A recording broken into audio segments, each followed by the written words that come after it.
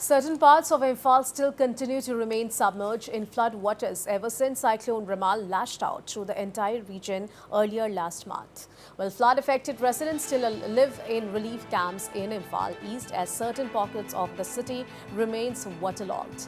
Deputy Commissioner Imphal East Kumenthem Diana Devi, speaking to the media, said Imphal East district has been affected by incessant rain because of Cyclone Ramal.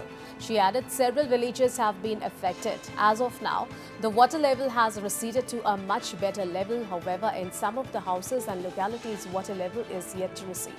The DC also added that concerned departments and some volunteer groups have come out to help. She added in the initial days the focus was on rescue, but now it is on providing dry rations. Imphal East district has been affected by the incessant rain following this one because of the cyclone Ramal. So we have in Imphal East district we have seen that a number of villages have been affected by this flood. So as of now, today is 6 June. The water level has receded to a much better level. However, in some of the houses and in some of the localities, the water level is yet to recede, so that people can go back to their homes and start, living their normal life.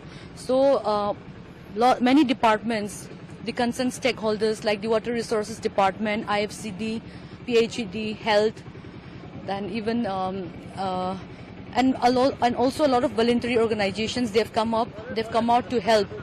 We have been giving dry ration. Our focus earlier was on rescue and evacuation exercise in the initial days. However, that the rescue and evacuation has been now completed. We are now focusing from day one only. We have been giving dry ration. So we have been giving dry ration and also medical through our health department. We have also been organized a number of health camps. So we have been doing our part. Relief materials have been distributed to the affected households, and after this we'll also be taking up survey. And as per the guidelines and assistance norms, government will decide the need.